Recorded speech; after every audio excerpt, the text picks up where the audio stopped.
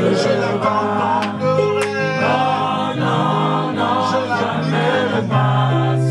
Je l'observerai. La parole de Dieu jamais ne passera. Non, non, non, non, non, jamais ne passera. La parole de Dieu jamais ne passera. Je la célébrerai. Non, non, non, jamais ne passe. La parole de Dieu jamais ne passera.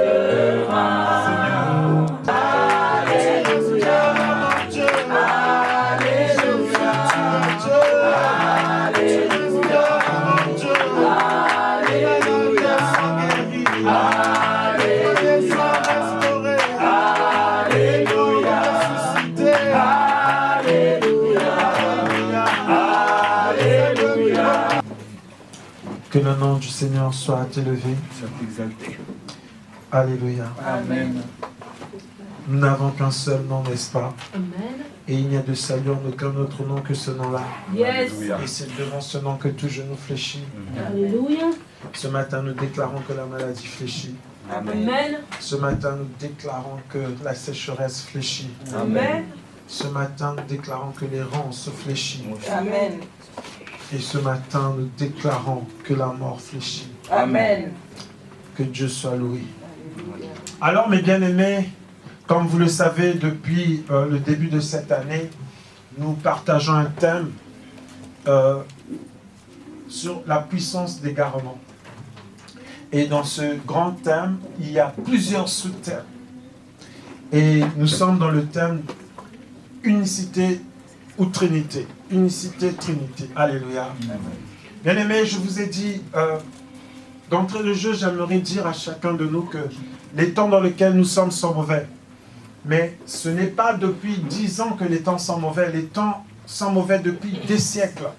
Alléluia. Amen. Dès l'arrivée de l'Église, dès la manifestation de l'Église, je veux dire, les temps étaient déjà mauvais. C'était déjà les derniers temps. Et plus encore qu'avant, les temps sont mauvais. Alléluia. Amen. Et voilà pourquoi nous prenons la peine. Quelqu'un pourra se dire dans la salle, mais pourquoi nous ne partageons pas autre chose? Et pourquoi nous parlons de cela? Bien aimés, nous devons prendre la peine de rentrer dans les Écritures et de partager la parole véritable, afin que ceux qui sont destinés à être sauvés écoutent cette parole et reviennent à Jésus. Alléluia. Il dit dans sa parole, revenez à moi et je reviendrai à vous. Alléluia. Donc il y a ceux qui sont destinés à écouter la véritable parole. Et non seulement des chimères, des fables, des contes de mère, des contes de grand-mère. Alléluia. Amen. Voilà pourquoi nous prenons la peine de partager la parole de Dieu. Et bien évidemment, ce n'est pas toujours aisé, ce n'est pas toujours facile de parler de la véritable parole. Pourquoi? Parce qu'il y a des oppositions. Et des fois, tu peux être là, tu as même du mal à comprendre ce dont nous partageons. Mais ce matin, je prie le Seigneur qui nous ouvre les yeux, qui nous donne des yeux pour voir, des oreilles pour entendre et un cœur pour comprendre. C'est très important ce que nous partageons. Alors, nous parlons de l'unicité. Nous avons dit d'emblée, nous croyons en l'unicité. Alléluia. Amen. Donc, nous recusons la Trinité. Il y a dans l'Église plusieurs courants. Il y a ceux qui se proclament trinitaires, qui l'affirment haut et fort, qui disent qu'ils sont trinitaires, c'est-à-dire qui croient que Dieu est composé de 3 êtres qui forment un seul et unique Dieu, mais qui est en fait 3 en 1. Donc 3 êtres bien distincts qui forment en fait un Dieu. Et nous considérons que cela c'est du paganisme, parce que nous avons lu dans Deutéronome 6, nous avons lu également dans Ésaïe que l'Éternel Dieu est un. Et nous avons lu dans Marc 12, 29 que lorsque les scribes se sont approchés du Seigneur Jésus-Christ, lui ont demandé, mais quel est le premier commandement? Il a dit, écoute, ô Israël, l'Éternel Dieu est un. Et c'est ce qui est marqué aussi dans Deutéronome 6, verset 4. Nous l'avons lu. Et nous continuons dans ce parcours. Et quelqu'un me dira, mais est-il important de savoir s'il y en a 3 ou s'il y en a un? Bien aimé, nous sommes dans un temps effectivement où nous devons être fixés dans la véritable parole de Dieu. Alléluia. Amen. Bien-aimés, lorsque nous sommes dans l'égarement, nous sommes dans l'incrédulité. La Bible déclare, parce que l'amour de vérité n'a pas été trouvé en eux, Dieu a envoyé sur eux un esprit d'égarement. Quand nous avons du mal à être focalisés sur la véritable parole, pas sur une interprétation quelconque, mais sur la véritable parole, bien aimé, c'est dangereux parce que là, nous sommes sous le coup de l'égarement que Dieu lui-même envoie. Nous allons ouvrir nos Bibles rapidement. Nous sommes toujours dans cette démonstration de un Dieu unique qui est un et qui n'est pas trois. Nous allons dans Deutéronome 32, verset 4. Je vais demander au frère Sébastien de nous faire la lecture rapidement. 32, verset 4. Deutéronome 32, au verset 4, la parole nous dit Il est comme un rocher. Ses œuvres sont parfaites. Tout ce qu'il fait est juste. Il est un Dieu fidèle qui ne commet pas d'injustice. C'est un Dieu juste et droit. Alléluia. La Bible dit, dans Deutéronome 32, verset 4, il est le rocher. Dans ma version, c'est il est le rocher. Pas comme le rocher, mais il est le rocher. Amen. Il est le rocher. Le rocher. Il est le rocher. De qui parle-t-on? De qui parle-t-on? De l'Éternel. L'Éternel qui est le rocher. Alléluia. Amen. Or, nous voyons que dans 1 Corinthiens 10, verset 4, on nous révèle que ce rocher, c'est Christ. Amen. Yes. Alléluia. Alléluia. Amen. Amen. En réalité, l'Éternel et Christ, c'est le même être. Alléluia. Amen. C'est le même être. Dans Deutéronome 32, 4, la Bible dit, il est le rocher. Et là, dans 1 Corinthiens 10, verset 4, l'apôtre Paul révèle que le rocher qui était dans le désert, le rocher, c'est Christ. Alléluia. Amen. Il est le rocher. Amen. Amen. Bien aimé, c'est important de comprendre cela. Vous Yes. savez, le Seigneur en son temps, et nous allons le voir, lorsqu'il arrive, bien aimé, il y a des pharisiens, il y a des sadducéens. Tout ça, ce sont les confréries de la religion juive. Ils arrivent devant le Seigneur Jésus-Christ. Et ils accueillent le Seigneur avec plusieurs questions. Et ils prétendent être les fils de Dieu. Ils disent, nous n'avons qu'un seul Père, c'est Dieu.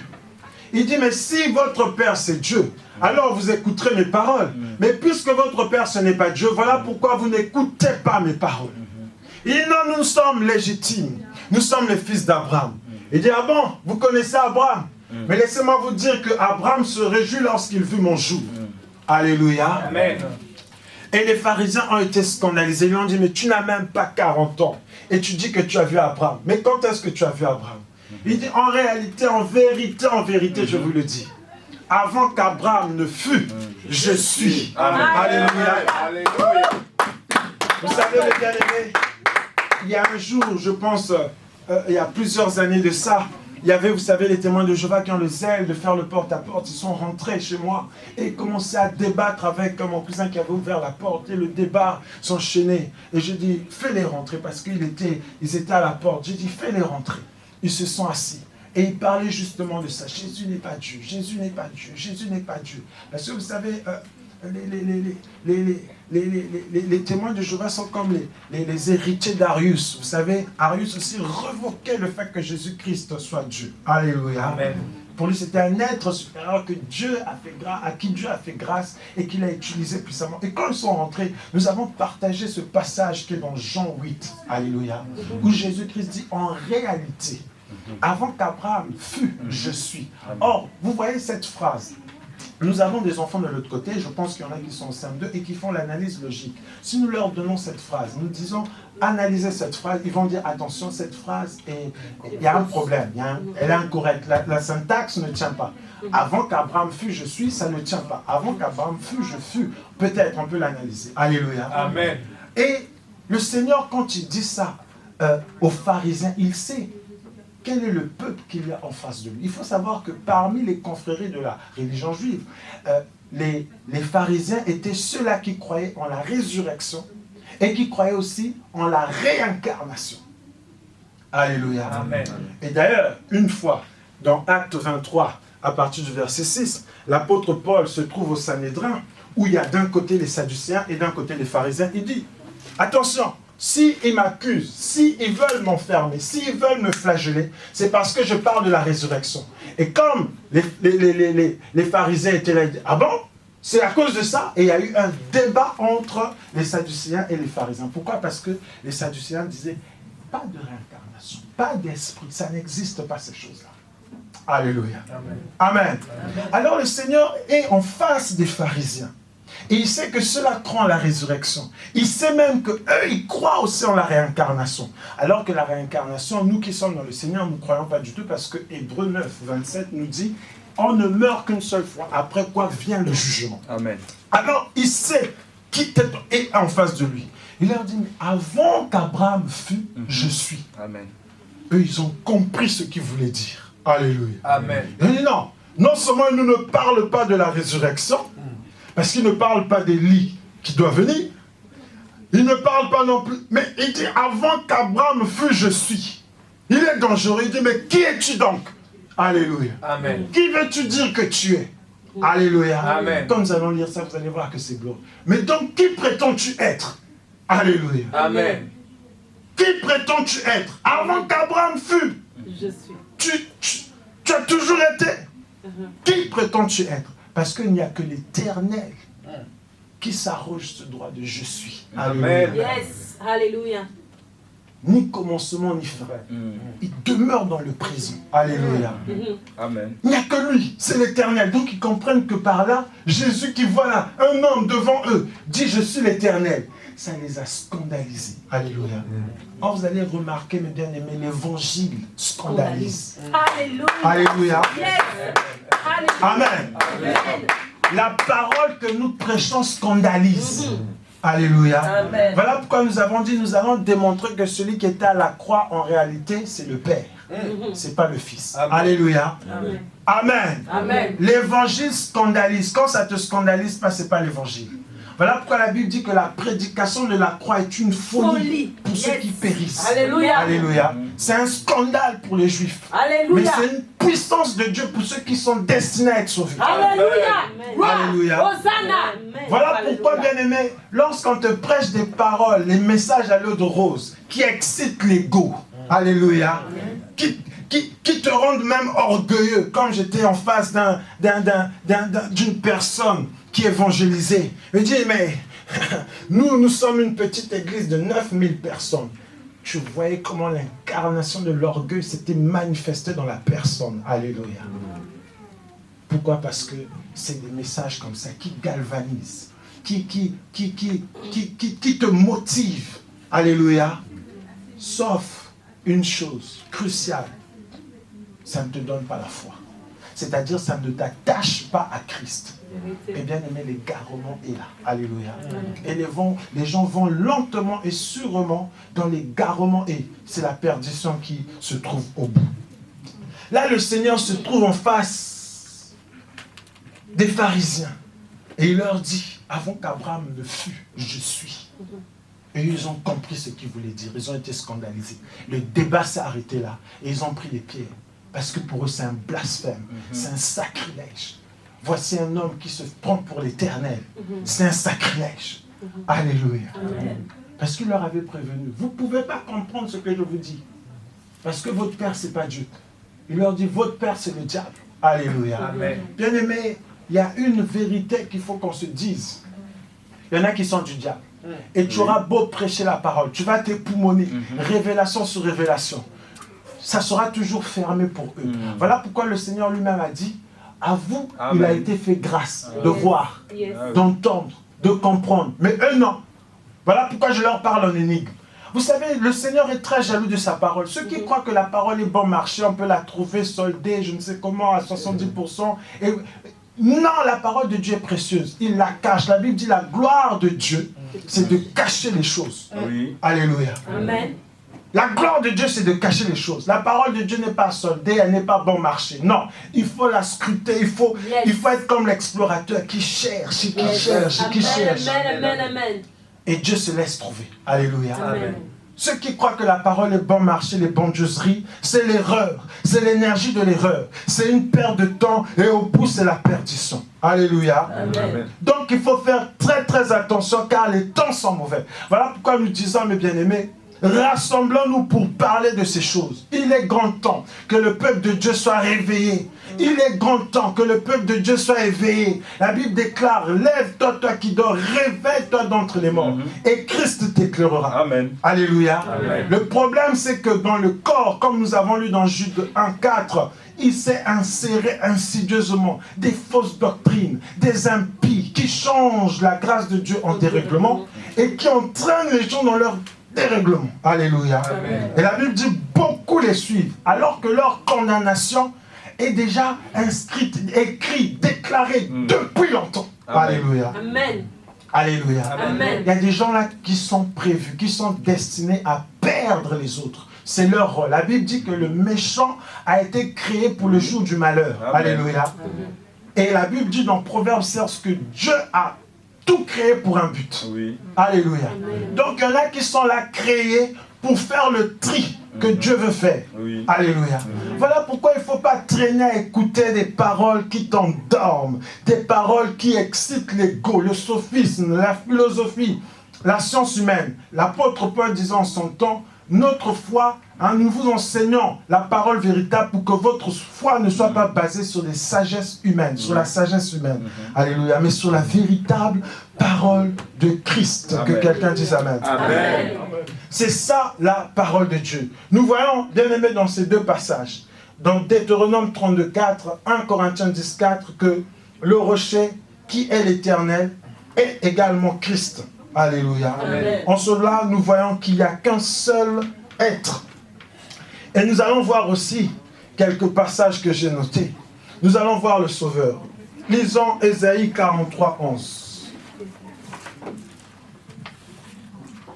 Ésaïe 43, 11. Je vais demander à notre bien-aimé frère Sébastien de nous faire la lecture. Ésaïe 43, 11. Et très souvent, c'est bien de partager plusieurs versions parce que, avant que le frère Sébastien nous lise, une petite parenthèse, parce que vous savez, il y a plusieurs versions dans, de traduction que nous rencontrons. Et il y a des traductions, mes bien-aimés, qui des fois prêtent à confusion et qui des fois nous égarent. Donc il est bon, quand nous méditons, de prendre plusieurs versions. Je vous ai parlé par exemple de la version, la Bible de l'épée, ou la Péchita, où nous voyons que là où il est écrit dans plusieurs versions, mon Dieu, pourquoi m'as-tu abandonné? Dans la version, la Péchita ou Bible de l'épée, c'est marqué mon Dieu, telle est ma destinée. Alléluia. Et lorsque nous voyons cela, nous comprenons qu'effectivement, il ne s'adresse pas comme si c'était un autre qui s'adressait, mais il reconnaît que c'est pour ça qu'il est là. Alléluia. Amen. C'est important, mes bien-aimés. Le frère va nous lire donc Ésaïe 43, verset 11. Ésaïe 43 au verset 11, la Bible nous dit « Moi je suis l'Éternel, et en dehors de moi il n'est pas de sauveur. C'est moi qui ai prédit, c'est moi qui ai sauvé, je me suis fait entendre. Pas un Dieu étranger ne l'a fait parmi vous. Et vous, déclare l'Éternel, vous êtes mes témoins, et c'est moi qui suis Dieu.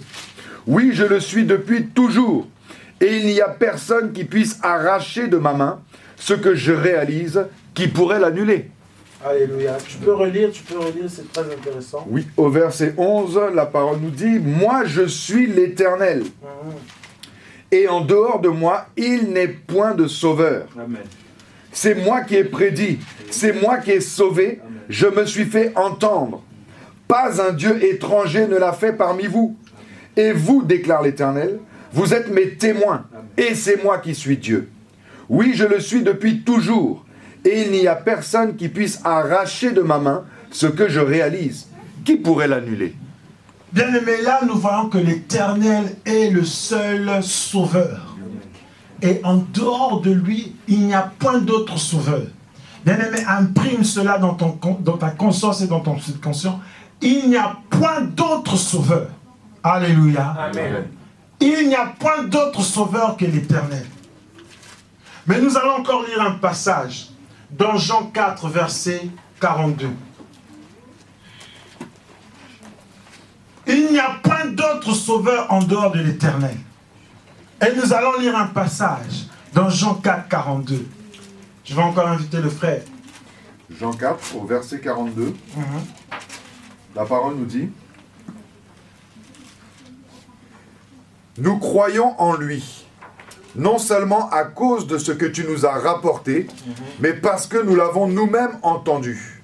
Et nous savons qu'il est vraiment le sauveur du monde. » Alléluia. Amen. Là, le sauveur du monde, on nous montre que c'est Christ. Dans Ésaïe, nous lisons que c'est l'Éternel. Et l'Éternel déclare solennellement qu'en dehors de lui, il n'y a point d'autre sauveur. Et je me demande, mais comment nous pouvons avoir deux sauveurs? Alléluia. L'Éternel dit qu'il est sauveur. Et là, on reconnaît que Christ est le sauveur du monde. Alléluia.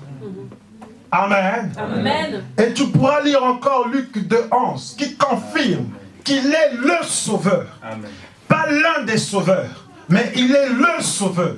Et je me pose la question, mais nous avons deux sauveurs ou nous avons qu'un seul sauveur? Alléluia. Amen. Amen. Voilà pourquoi nous disons dans cet enseignement, nous démontrons et nous révélons l'unicité de Dieu et non la Trinité que nous recusons, que nous pensons être l'erreur. Alléluia. Amen. Amen. Amen. Et voilà pourquoi je vous ai dit, réagissons pour que cet enseignement soit le plus interactif possible. Posons des questions sur le compte de l'église. Lorsque la vidéo est diffusée et publiée, tu peux aller là-bas pour poser des questions, pour alimenter justement cet enseignement, pour qu'il soit interactif. Alléluia. Plus il y aura des questions, mieux ce sera. Alléluia. Amen. Alors il faut poser des questions. Mais comme ici le temps est imparti, nous avons la possibilité donc de nous connecter sur le compte Facebook de l'église et là-bas poser des questions. Amen. Amen. Alors nous voyons dans Ésaïe que nous avons lu 43:11 que l'Éternel déclare solennellement qu'il est le sauveur du monde et qu'en dehors de lui il n'y a point d'autre sauveur. Et là nous voyons dans Jean 4:42 le Seigneur est déclaré comme étant sauveur. Et il y a plusieurs autres passages où il est déclaré être le sauveur. Alléluia. Amen. Mais qui sauve finalement? Mais qui sauve finalement? Alléluia. Amen.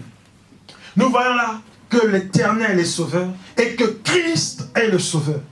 Bien-aimés, voilà pourquoi nous déclarons que Christ est un. Je prie Dieu que chacun de nous ait la compréhension de ces choses. Alléluia. Amen. Tous autant que nous sommes ici dans cette salle ce matin, que chacun de nous ait la compréhension de ces choses. Très souvent, nous sommes nombreux à dire Jésus-Christ est Dieu et point. Nous n'arrivons plus à avancer. Alléluia. Amen. Et combien de chrétiens je n'ai pas vu être ballottés, même par les musulmans, quand ils viennent dire, tu dis Jésus-Christ est Dieu, explique-moi comment. Alléluia. Amen. Amen. Bien-aimé, ce n'est pas donné à tout le monde de comprendre. Quand déjà le musulman arrive devant toi, comprends que ce n'est pas à tout le monde qu'il a été donné de comprendre la parole de Dieu.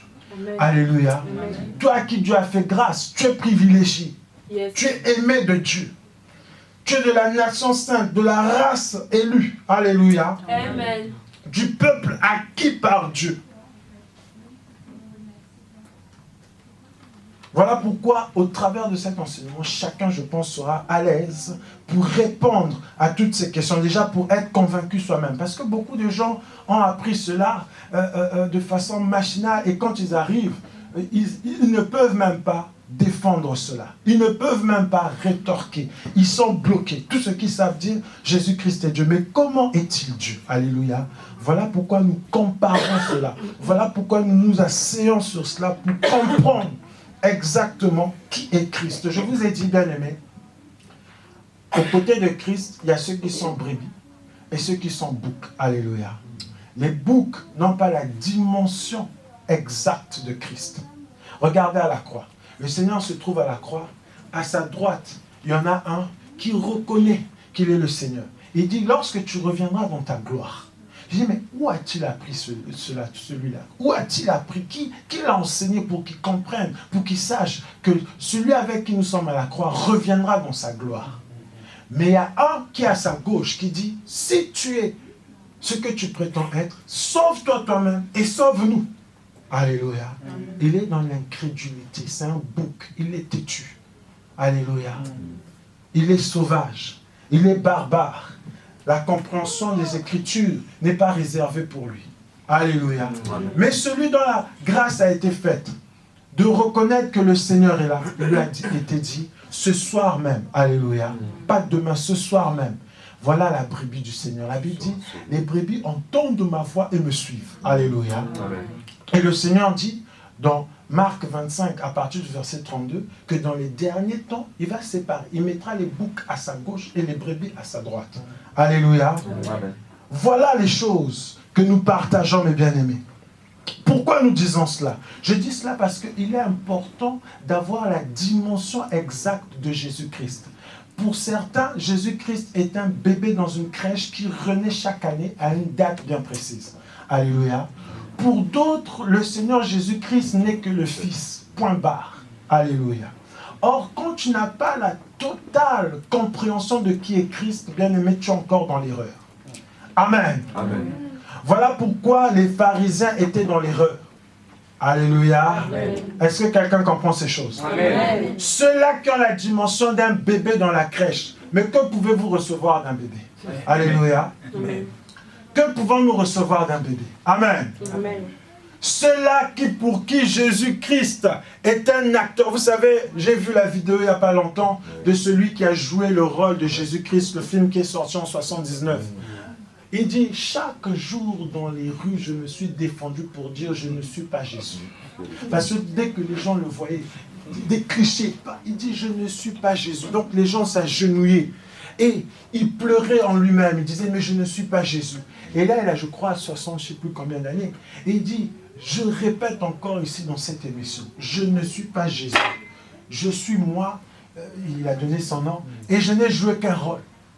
Mais combien d'endroits où on voit sa photo placardée? Alléluia.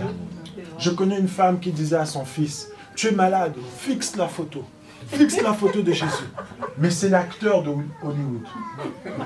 C'est l'acteur d'Hollywood. Alléluia. Amen. Et si nous sommes honnêtes, nous allons avouer, bien-aimé, que des fois, lorsque tu t'es agenouillé pour prier, et que tu priais Jésus, et il y avait cette image qui venait dans ton subconscient, cette image du film, où tu vois Jésus, ce Jésus maigrichon, ce Jésus avec des cheveux longs, ce Jésus avec des yeux bleus, ce Jésus, tu vois ce Jésus. Alléluia. Pourquoi? Parce que, comme ça fait recette, c'est ce même Jésus qu'on placard. Et des gens disent avoir le miracle en regardant ce Jésus-là. Idolâtrie. Quand tu n'as pas l'exactitude de qui est Jésus, bien aimé, tu es dans l'erreur. Alléluia. Tu es dans l'erreur. Et voilà comment nous sommes dans les garnements sans s'en rendre compte.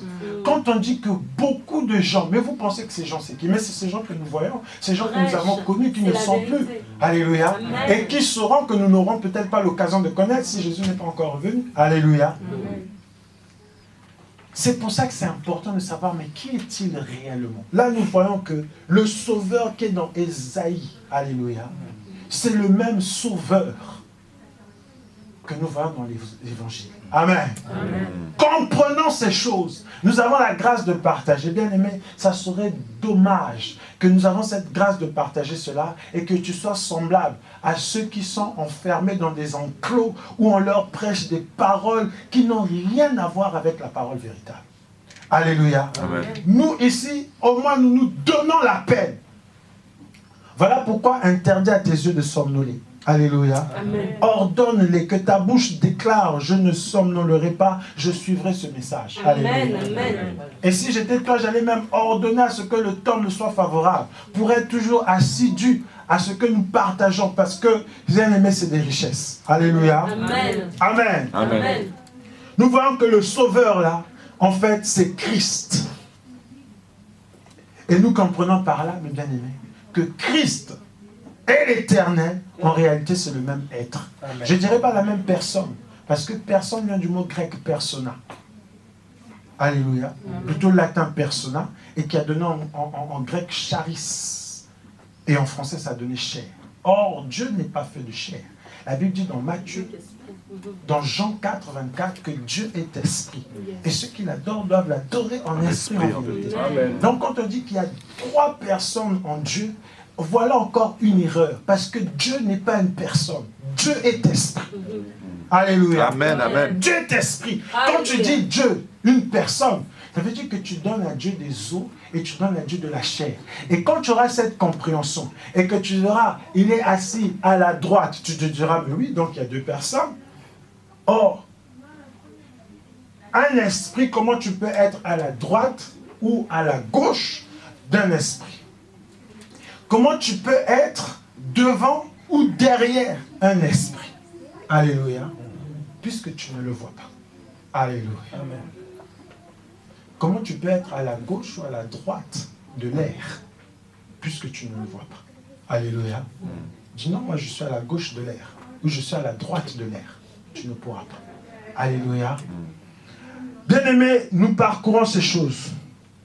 Vous savez, la Bible déclare que si je ne viens pas avec vous en connaissance, je viendrai envers vous en prophétie ou en doctrine. Alléluia. Amen. En connaissance, en prophétie, en doctrine ou en révélation. Voilà les 4 éléments de la parole de Dieu lorsque nous nous approchons de Christ. Il y a soit la révélation, soit la prophétie, soit la doctrine, soit la connaissance. Dans la révélation, voici ce que nous allons dire. Vous savez, pardon, quand nous voyons dans les Écritures, nous voyons que depuis le jardin d'Éden, il est question d'expiation.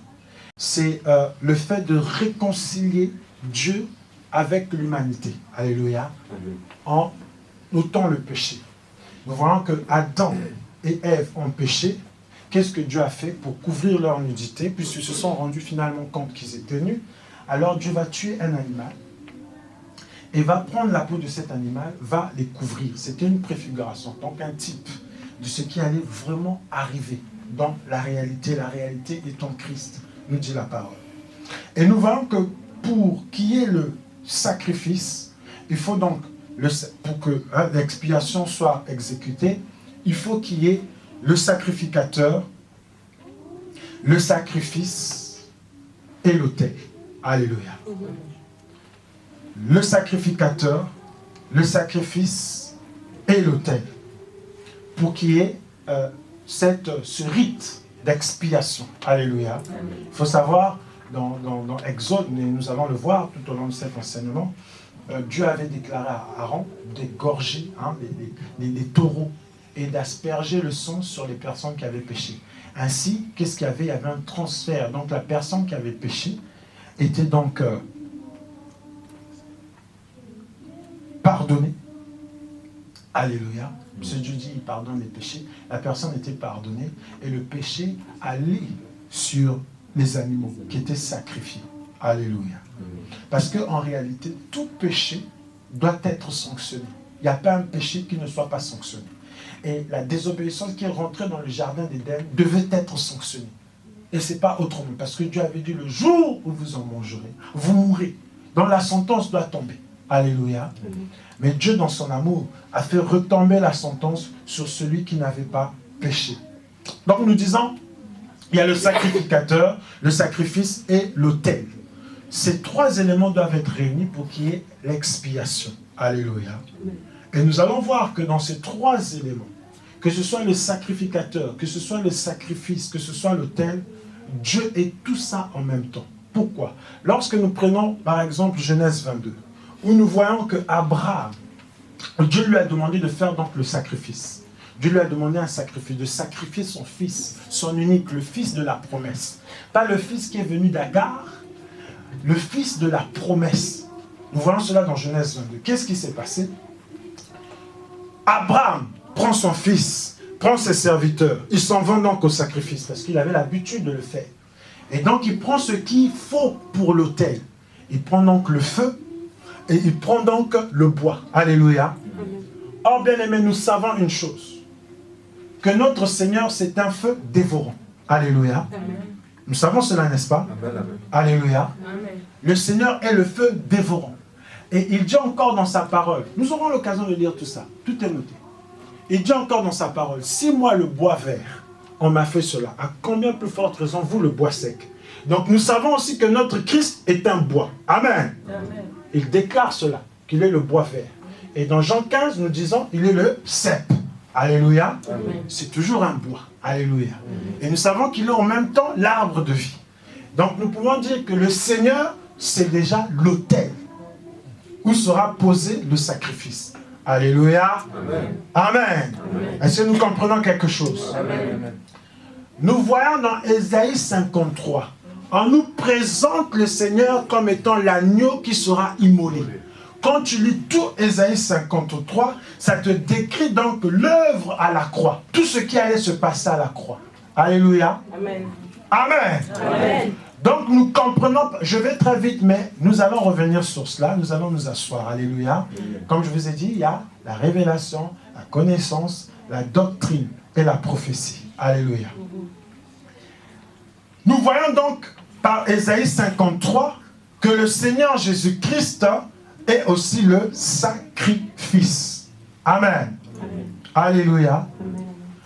Et Dieu nous révèle par sa grâce, par son amour, dans le livre des Hébreux, qu'il est en même temps sacrificateur.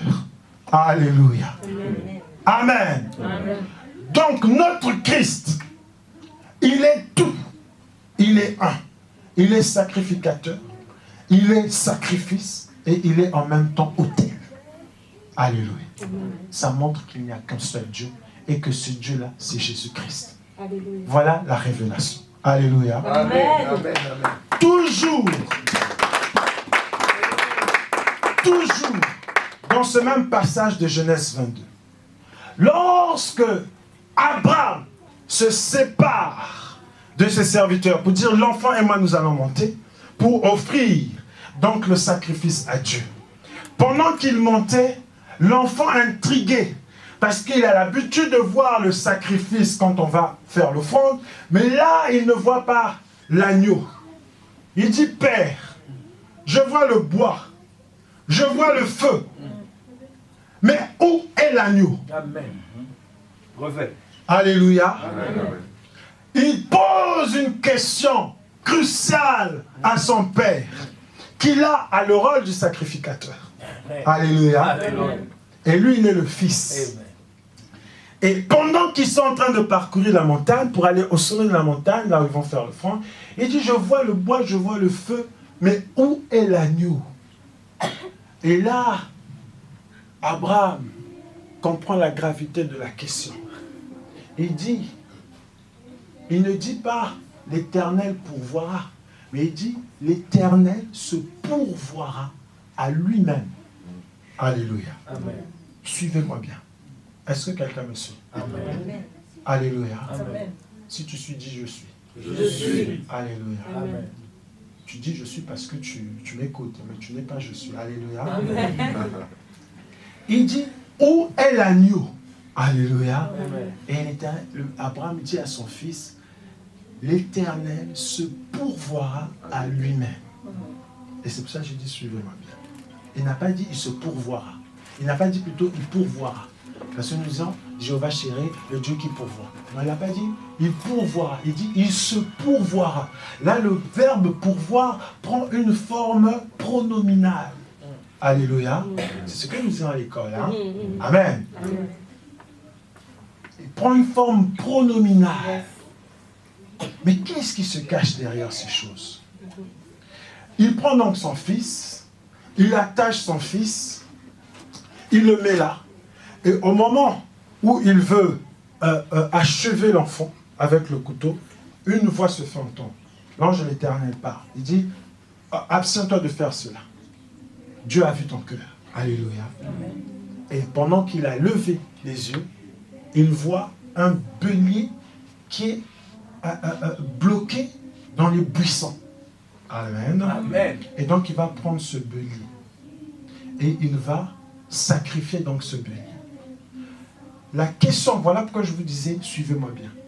La question d'Isaac, parce que c'est de Isaac dont il est question, la question d'Isaac c'était, où est l'agneau? Il a dit, l'Éternel se pourvoira à lui-même. Et pendant que l'ange de l'Éternel lui empêche de faire ce qu'il allait faire, il lève les yeux et qu'est-ce qu'il voit dans les buissons? Un bélier. Alléluia. Amen. Or, bien aimé, dans cette famille-là d'animaux, il y a le bélier, il y a la brebis et il y a l'agneau. Le bélier, en fait, c'est le mâle. Hein? C'est lui qui va couvrir la brebis et ensemble ils vont donner l'agneau. Alléluia. Donc en fait, le bélier, c'est le père de l'agneau. Alléluia. Et lui, Isaac a posé la question, où est l'agneau? Mais ce qui va être coincé dans les buissons, ce n'est pas un agneau, mais c'est un bélier. C'est-à-dire le père de l'agneau. Et il a été sacrifié. Alléluia. Amen. Amen. Voilà encore la révélation qui nous révèle qu'à la croix, c'était plus que l'agneau. Alléluia. Amen. C'était le Père Amen. qui est caché dans l'agneau. Parce que l'agneau vient du bélier. Alléluia. Amen. Bien-aimés, ces choses que nous partageons, je vous assure, Alléluia. ça vaut, c'est inestimable. Ça ne vaut rien, c'est inestimable. Vérité. Alléluia. Sa valeur, c'est-à-dire rien sur la terre ne peut payer ce que nous disons. Alléluia. Alléluia. Amen. Amen. Voilà pourquoi nous disons celui qui est monté à la croix, c'est le Père. Alléluia. Parce qu'il n'y a que lui qui fut trouvé digne. Aucun ne fut trouvé digne. Il a dit sur la terre, pas un juste, pas un seul. Donc personne ne pouvait prendre la place de l'humanité. Parce que la Bible dit par un seul homme, le péché est rentré dans le monde. C'était la mort est rentrée. Le péché s'est allé sur l'humanité. La mort est rentrée dans l'humanité. Romains 5, alléluia. Amen. À partir du verset 12 là-bas. Amen. Et l'Éternel dit, je parcours sur la terre, dans les cieux. Pas un seul. Non, même dans les cieux. On peut dire, mais les anges sont sans péché. Mais même dans les cieux, aucun ne fut trouvé digne pour rompre les sceaux. Alléluia. Aucun. Pas seulement sur la terre. Sur la terre, c'est nous autres, on est là. Tu ne vas pas prendre la place de l'humanité. Mourir pour l'humanité. Voilà pourquoi nous disons, tous les endroits où tu vas, et il y en a qui commencent à prendre la place du Seigneur, c'est ton jour. Alléluia. Parce qu'en réalité, le Seigneur dont nous confessons, nous, c'est l'Éternel. Alléluia. Amen. Donc ceux qui s'arrogent les mêmes prérogatives que le Seigneur, pour dire, oui, il est en nous, donc... Non. Alléluia. Amen. C'est l'Éternel. C'est le même être. Alléluia. Amen. Et là, c'est la révélation. L'apôtre Paul dit, si je ne viens pas envers vous par la révélation, par les prophéties, hein, ça sera par la connaissance. sera par la révélation, ou par la connaissance, ou par la doctrine. Alléluia. Là, je me suis approché à vous par la révélation, pour que nous puissions comprendre tous ensemble qu'en réalité, à la croix, c'est le Père. Alléluia. Amen. Parce que ce n'est pas l'agneau qui a été sacrifié, c'est le bélier. Or, la Bible dit que tout ça, c'était l'ombre. Et la réalité est en Christ. Alléluia. Amen. Amen. L'ombre des choses à venir et la réalité en Christ. Amen. Alléluia. Donc, en réalité, Oh. Christ n'est pas seulement un agneau, mais c'est aussi un bélier, parce que c'est le Père de l'agneau. Alléluia. Amen. Donc, il a à la fois Père, il a à la fois Fils, il a à la fois... C'est lui. Ils ne sont pas trois. Alléluia. Sinon, tu vas tomber dans le piège d'une sœur. Elle m'a appelé. Elle m'a dit, ah frère, vraiment, ces derniers temps, j'ai négligé le Saint-Esprit. J'ai dit, pourquoi? Mais j'ai prié seulement Dieu et le Fils, donc Christ. Mais le Saint-Esprit, je l'ai négligé. J'ai dit, ah bon? Alléluia. Amen. Amen. Donc pour elle, quand elle va arriver au ciel, si elle y arrive par la grâce de Dieu, parce que ce n'est pas moi qui décide qui va y aller, qui ne va pas y aller, alléluia, elle verra certainement là le Père qui est aussi esprit finalement, et le Saint-Esprit qui est esprit, alléluia. Mais plus que nous allons revêtir des corps glorieux. Donc le Fils aussi est esprit, donc il va avoir trois esprits, alléluia. Maintenant qui est chair, alléluia. Bien aimé, c'est le même être. Amen. Amen. Acclamons le Seigneur. Le Seigneur, il est vivant. Ensemble, louons le Seigneur, il est vivant. Ensemble, louons le Seigneur, il est vivant. Ensemble, louons le Seigneur, il est vivant.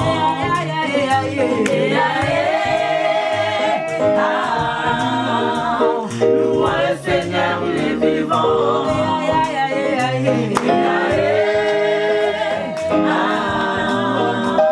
Louons le Seigneur, il est vivant. Dieu va faire encore, il veut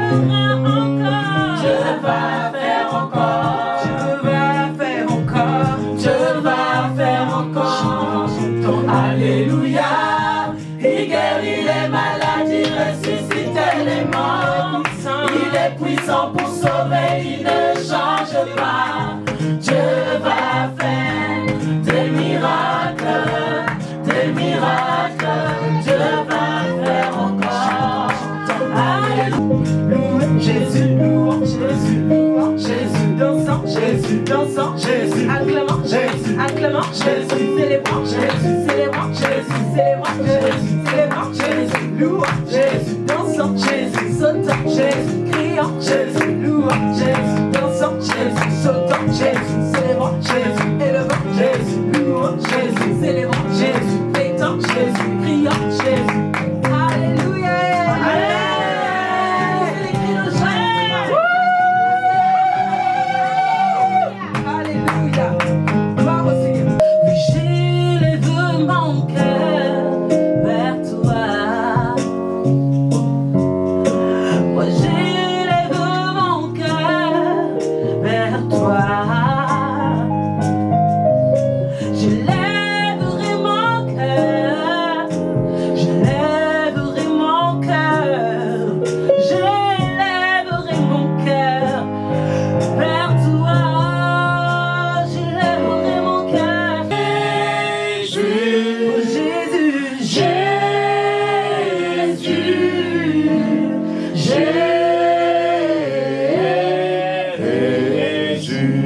J'entends Jésus, Jésus, oui Jésus, Jésus, en Jésus-Christ, Jésus, nous Jéhovah, tu es le Dieu très haut, Jéhovah, tu es élevé,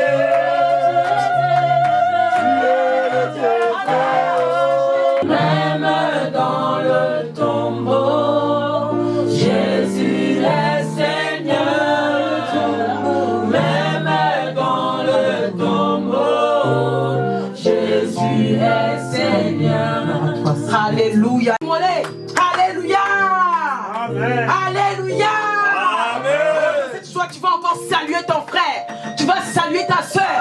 Tu vas saluer ton voisin. Tu vas transmettre une pluie de bénédiction. Tu vas transmettre des salutations bénies, des salutations puissantes, des salutations victorieuses. Tu salues ton frère, tu salues ta soeur, tu salues ton voisin. Tu dis voisin, tu es beau cet après-midi. Voisine, tu es belle cet après-midi. Pour la gloire de Dieu, nous nous saluons. Alléluia. Alléluia. Je t'aime tant. Je t'aime. Alléluia. Je t'aime tant. Oui, je t'aime. Tu es mon sauveur personnel, Seigneur. Papa, je t'aime.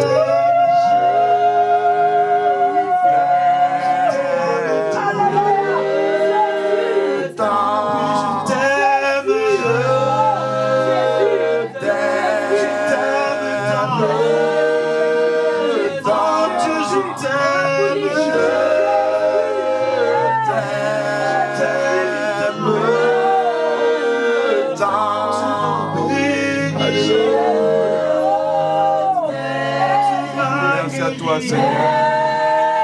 Gloire à toi, Seigneur. Merci à toi, Seigneur.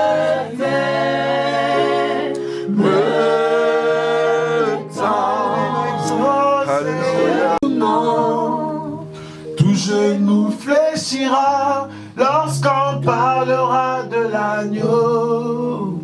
Tout genou fléchira lorsqu'on parlera de l'agneau. Il a reçu un